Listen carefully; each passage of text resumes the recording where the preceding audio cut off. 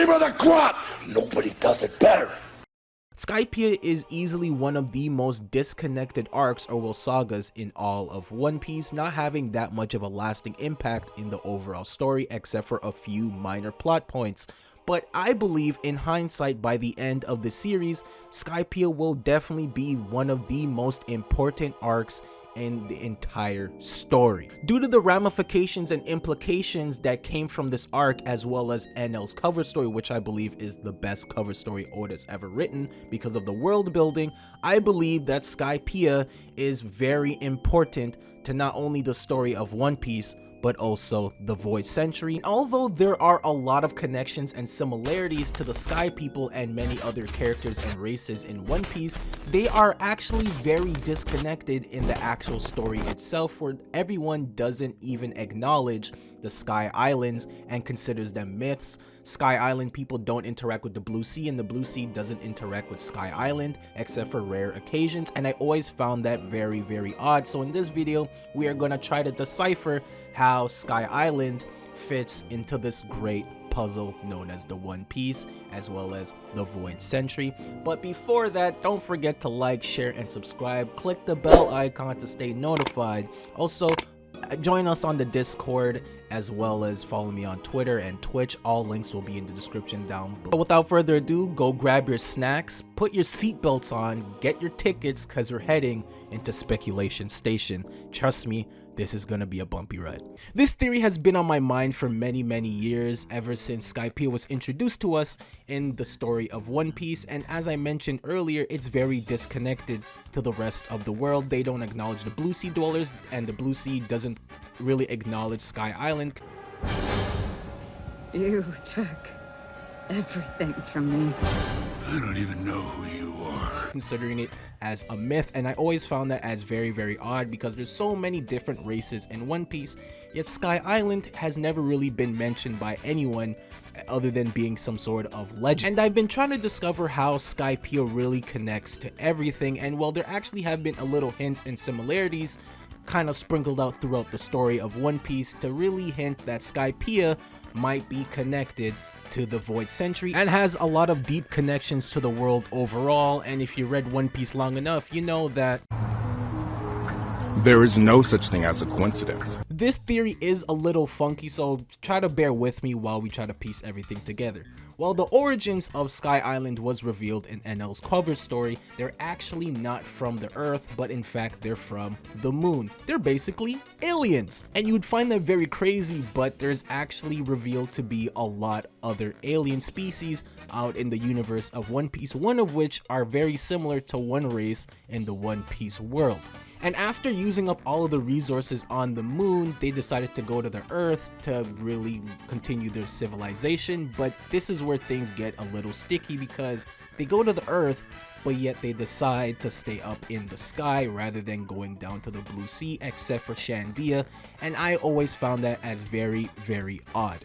But their influence is felt throughout the world, as seen on Karakuri Island, which is known as the future country because of all the advanced technology that they possess, and is also the home of Dr. Vegapunk. This island also had automata, the exact same robots that are created on the moon by the Skypeians, but these ones were created by a man named Tsukimi, whose name actually translates into moon viewing, something he actually did every single day, sitting out on the porch with his 4 robots that he made, watching the moon. And I think that is a little bit too much of a coincidence. He makes a brief appearance in the story, suffering shock and choking on Dumpling after seeing an explosion caused by NL on the moon, and thus the 4 automata decided to go on the moon to check things out and swear revenge. And I highly doubt that this old man coincidentally created these robots that are exactly the same model as the ones on the moon. I think that there is some sort of connection with Sky Island and Karakuri Island, in my opinion, because before this we actually don't know what caused Sumiki to create these robots prior to this incident, or anything about his character at all. And being that this country is known as the future country because of all the technology that they possess, and we know that the Skypians were able to create robots centuries before anyone else is able to, as we've seen Dr. Vegapunk and queen and all these other scientists just doing this recently in the last 20 or so years, it's safe to say maybe that the Sky Islanders, once they descended from the moon, actually made Karakuri Island their home for quite a bit of time. So maybe Tsukimi found blueprints of the automata many years ago and decided to recreate them himself, and he watches the moon every day in hopes to see the Skypians or maybe the other automata on the moon descend from there and come back to where it all started. But the connections and influence do not end there, as Shandia, one of the 3 sky races, actually decided to stay on the blue sea with everyone else, ending up becoming one of the most powerful civilizations in their time period. But staying on the blue sea might have been a fatal mistake, as they ended up becoming an enemy as the now known world government because of their affiliation possibly with the Great Kingdom, as well as being in possession of a poneglyph that told us the location of one of the ancient weapons, Poseidon. So that alone lets you know that Shandia had great ties to the Great Kingdom, the D-Clan, and also Wano country. During the battle between Gyukimaru and Zoro, Gyuki was explaining the history of Wano and the importance of Shisui, and revealed that Wano was once known as the country of gold. Does that ring any bells? Well, it should, because Shandia was also known as the city of gold, and the connections don't end there. It was also revealed in the Viver card that Wiper's gliders were actually Kairoseki, and it came from Wano itself. And we know that the Kozuki were the ones who created the poneglyphs, and we know that there was a poneglyph embedded in the golden bell, and they were tasked to protect it. So we know that there was a deep relationship between both civilizations. Now, whether Shandia got the gold from Wano or Wano got the gold from Shandia is pretty unclear, but I wouldn't be surprised if it was Wano that gave them gold in appreciation, as well as the poneglyph, because of their great relationship. The real odd part is that although we've been in Wano for a couple of years now, we have not seen a single piece of gold or any remnants of this country of gold that Gyukimaru once spoke of. Even though Shandia was a prosperous country a long time ago, they still have the golden city El Dorado, but with Wano there has not been a single piece of gold in sight. Now, it might be in hiding or it might not be there any longer, but considering that it was such an isolated place from everywhere else and not many people try to invade Wano because of the strong samurai in Ryuma, the gold has to be somewhere in Wano, and might be one of the reasons why Kaido decided to stay there, as well as maybe the sea stone and other secrets. But the secrets do not end there. Something you might have noticed, that all of the main families in Wano except for the Kurozumi have reference of the word moon in their names. And while we know that the Sky people did originate from the moon, and there's also the minks who are heavily connected to the moon, able to transform into the original savage selves. So once again, the moon has a heavy impact and relationship with other people in the world. Now, the Sky folk might not be the only extraterrestrials that have connections or affiliations with Wano or the rest of the world. As we seen in Enno's cover story, it was revealed that there are indeed space pirates, these extraterrestrial type beings, and their Jolly Roger resembled that of a person with an elongated head that bears a striking resemblance to Fukuro Kujo, who also has an elongated head and also very long earlobes similar to Enel. Skypians might not be the only extraterrestrial beings that decided to stay on Earth. There could be others. There is a lot of different species in One Piece, and honestly their origins might not even be on Earth. What I'm saying is, if Skypians could do it, why can't other species as well, seeing as though there are other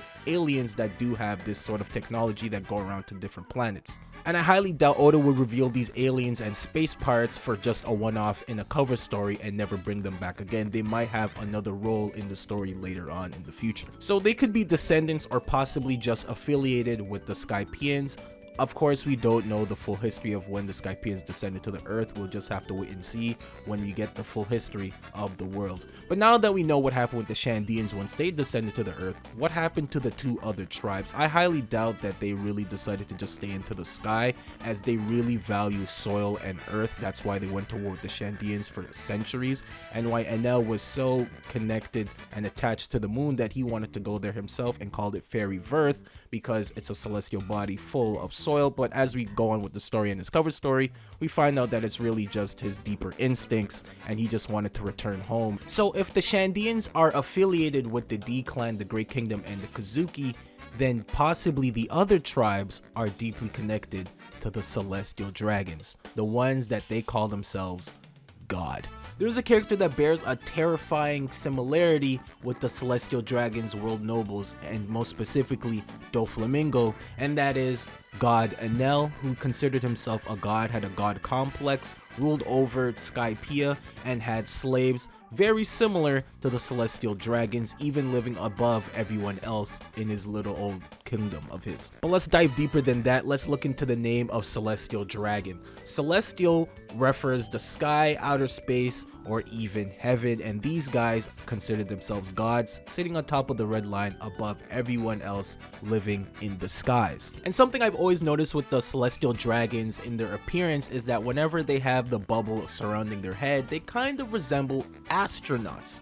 In the story, it was told that the Celestial Dragons do this because they do not want to breathe the same air as the regular folk, but this little appearance of theirs might be a subtle hint to the true origins of the Celestial Dragons, and they might not be people from this earth, where we already talked about that the Skypeians are from the moon, and there are some other extraterrestrials like the space pirates, so who's to say that there weren't other folks that decided to make their home on the earth as well. If you're a longtime fan of One Piece, you know about the theory of the multiple moons as we've seen on the globe in Ohara, so possibly if that theory is true, maybe those other moons had extraterrestrial life on them as well, similar to the Skypeians.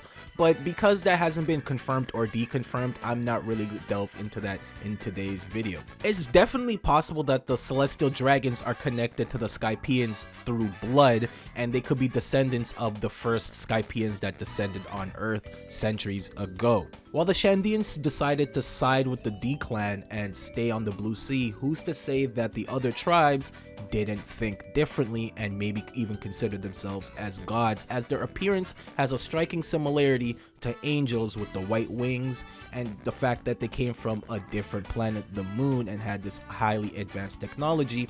Maybe to the people on the earth, they consider these guys as gods and higher beings, and maybe the Skypeians took this information and ran with it and also consider themselves as gods and higher beings than everyone else. Because of their striking resemblance to angelic beings, they probably were considered gods and royalty, and they probably just ran with it. And you're probably questioning, why don't the Celestial Dragons of today have wings? Well, we actually have seen some Skypeians without wings, and those ones were actually also called God, and that was Gonfall, Enel, and the god of 400 years ago that went to war with the Shandians. Now, there is no actual explanation as to why these guys don't have wings. Maybe it's a ritual where once you are considered a god, you have to discard your wings and ascend from being an angel into a higher being. So because of the name Celestial Dragons and their appearance and the fact that they sit atop of the heavens in the sky at Mary Joa, their origins could truly be the descendants or the blood of Skypeians, people from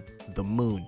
There is the other option that they're not connected by blood at all, but instead the Skypeians made a truce with the world government and told them that if we aid you in this battle, we'll leave you alone and you'll leave us alone, and they basically get immunity to the point that's why they're not really connected to the rest of the world in modern times. Honestly, I could be easily overanalyzing things, and the Skypeians, just like every other race and country, were attacked by the world government and were forced to fled into the skies to protect themselves from the terrifying power of the world government, similar to how Wano and other countries isolated themselves from the world government as well. And also stripped of their highly advanced technology, because as we've seen in the past, they had technology that was so advanced that they created robots and ships that were able to descend onto the earth from the moon. But if you look at them now, they're kind of not really the same or as advanced. Even with Shandia, they were kind of a tribe, savage-like culture, and had to be taught of the ways of the world, and they had no idea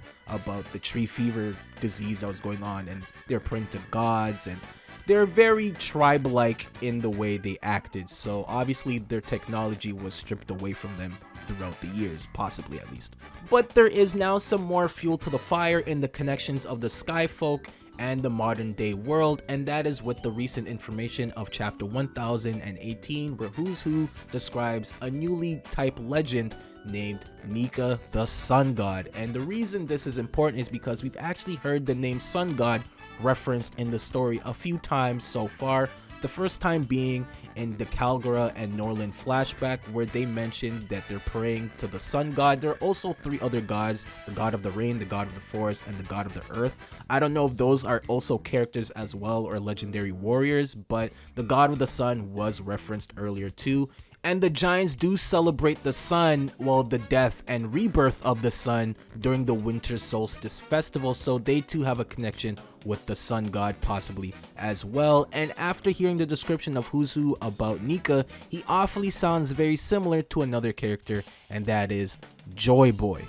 Nika was a legendary figure who was said to eventually free the slaves and with his laughter bring them all together. This sounds awfully like Joy Boy and what his whole life was trying to accomplish, especially with his message to the fishmen as an apology because he meant to free them a long time ago. But if you look at the silhouette of Nika, he does have a resemblance to the Shandian warriors, with the grass going around his waist and the spear kind of reminding me of Calgara.